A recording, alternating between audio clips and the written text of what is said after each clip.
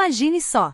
Você acredita piamente que investir em índices é a estratégia mais inteligente, evitando tentar adivinhar os movimentos do mercado. Mas olhando para o caixa bilionário da Berkshire Hathaway, recheado de dinheiro e títulos de curto prazo, não dá para ignorar uma contradição intrigante. Por que não alocar a maior parte desses recursos em um fundo indexado diversificado, aproveitando oportunidades apenas quando surgirem pechinchas ou ações realmente atraentes? Se tivéssemos adotado essa abordagem nos últimos 15 anos, mantendo sempre os 20 bilhões de dólares em reserva, calculo que até o final de 2017, o saldo da empresa seria de impressionantes 120 bilhões em caixa e equivalentes. Isso sem contar os quase 105 bilhões em títulos do governo e investimentos de longo prazo. A diferença entre esse cenário e a realidade atual representa um custo de oportunidade monumental, algo em torno de 12% do valor contábil da Berkshire. Essa reflexão veio de Mike Heller, um investidor da Colony Group, em Boca Raton, Flórida. E ele tem toda a razão em questionar. Não discordo dos números, mas sim da premissa. Essa alternativa até poderia fazer sentido para um sucessor meu, alguém que preferisse gerir um portfólio passivo em vez de buscar ativamente negócios excepcionais.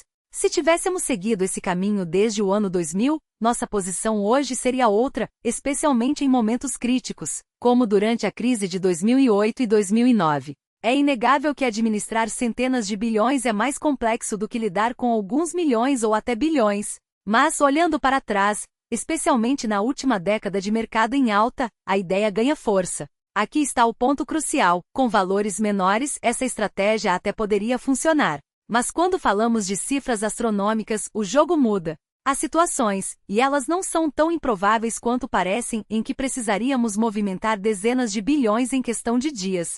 Se isso acontecesse, ter o capital distribuído em um fundo indexado seria um desastre. Nossa liquidez nos permite agir com rapidez e escala, aproveitando oportunidades que outros não conseguem. E essas chances costumam aparecer justamente quando o mercado está em pânico, quando a maioria dos investidores foge. Charlie Munger, meu sócio, tem uma visão clara sobre isso. Ele admite ser mais conservador do que a maioria quando o assunto é manter caixa. E não há nada de errado nisso. Poderíamos ter investido tudo em ativos que performaram melhor nos últimos anos, mas teríamos perdido a flexibilidade de agir quando surgiram oportunidades únicas. Não é um pecado guardar reservas quando se tem o porte e a responsabilidade da Berkshire. Harvard, por exemplo, cometeu o erro de alocar até o último centavo, incluindo as mensalidades dos alunos, em investimentos ruins, amargando anos de prejuízos.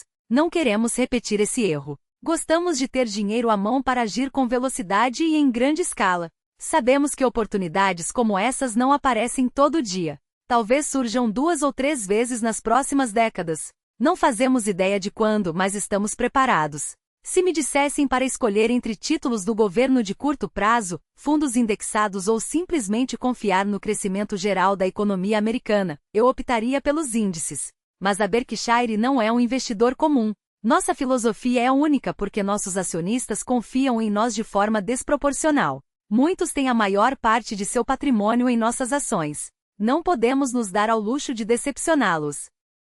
Nosso objetivo não é apenas ganhar dinheiro, mas garantir que ninguém perca capital de forma permanente.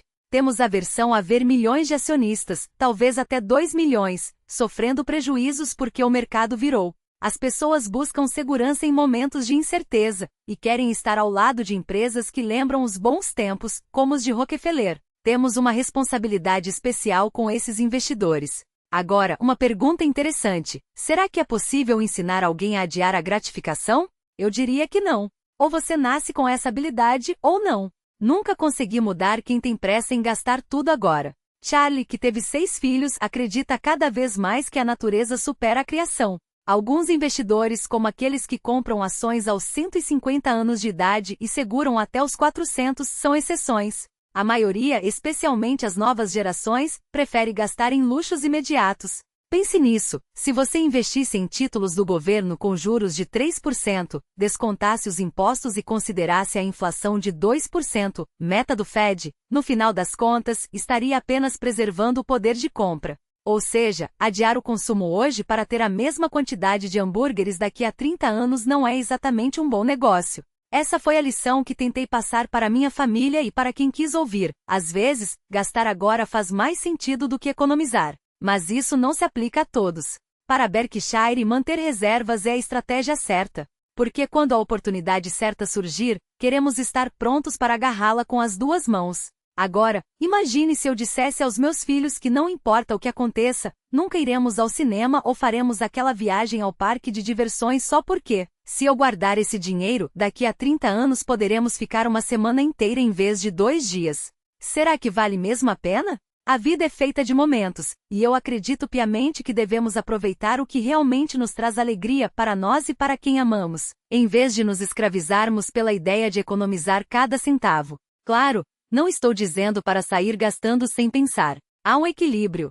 Sempre defendi que devemos guardar uma parte do que ganhamos, talvez 20%, 30%, mas também viver o presente. Afinal, o que adianta acumular fortuna se não desfrutamos do que a vida tem a oferecer? Eu mesmo tive tudo o que quis, e nunca me faltou nada. Mas há uma verdade que precisa ser dita: a felicidade não cresce na mesma proporção que a conta bancária. Pense bem, você é mais feliz com $50.000 ou com 100 mil? A diferença existe, claro, especialmente quando se trata de segurança e liberdade. Mas a partir de certo ponto, mais dinheiro não significa mais felicidade. Conheço pessoas incrivelmente ricas, talvez tão ricas quanto qualquer um poderia sonhar, e não vejo nelas uma alegria proporcional à sua fortuna. O que as faz felizes não é um número na conta, mas a ausência de preocupações financeiras. E essa tranquilidade, essa paz, chega muito antes de se tornar um bilionário. Então, não caia na armadilha de adiar todos os prazeres em nome de um futuro incerto.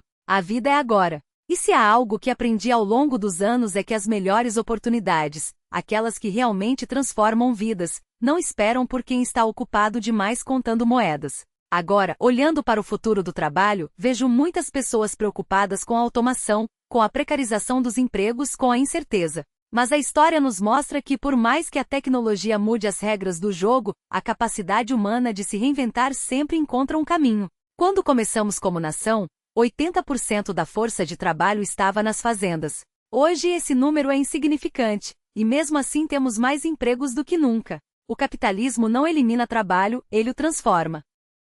Claro, haverá setores que encolherão, profissões que desaparecerão. Ninguém mais quer voltar a ser ferreiro ou passar horas colhendo algodão à mão. E isso é bom. O progresso não é sobre preservar o passado, mas sobre criar algo melhor. Quando olhamos para trás, vemos que cada revolução industrial trouxe mais prosperidade, não menos. A produtividade aumenta, os custos caem e novas oportunidades surgem onde antes não existiam. E não se engane, a inovação não é obra de um punhado de gênios isolados. Ela vem de pessoas comuns, de empreendedores, de trabalhadores que enxergam uma necessidade e encontram uma maneira de atendê-la. A economia americana não é movida apenas por lucro, ela é movida por paixão, por criatividade, por aquele desejo humano de construir, de resolver problemas, de fazer a diferença. E isso não vai acabar. É claro que haverá desafios. Sempre houve. Mas a resiliência do sistema está justamente na sua capacidade de se adaptar. Quando os carros substituíram as carroças, muitos perderam seus empregos. Mas quantas novas indústrias nasceram a partir daí? Quantas vidas foram transformadas? O mesmo acontecerá com a automação, com a inteligência artificial, com qualquer avanço que esteja por vir. Não sabemos exatamente como será o próximo grande salto, mas sabemos que ele virá. E no fim das contas, o que realmente importa não é tentar prever o futuro, mas estar preparado para ele. Não é se apegar ao que foi, mas abraçar o que pode ser. Porque no final, o progresso não é sobre preservar empregos, é sobre criar valor. E valor, meus amigos, é o que move o mundo.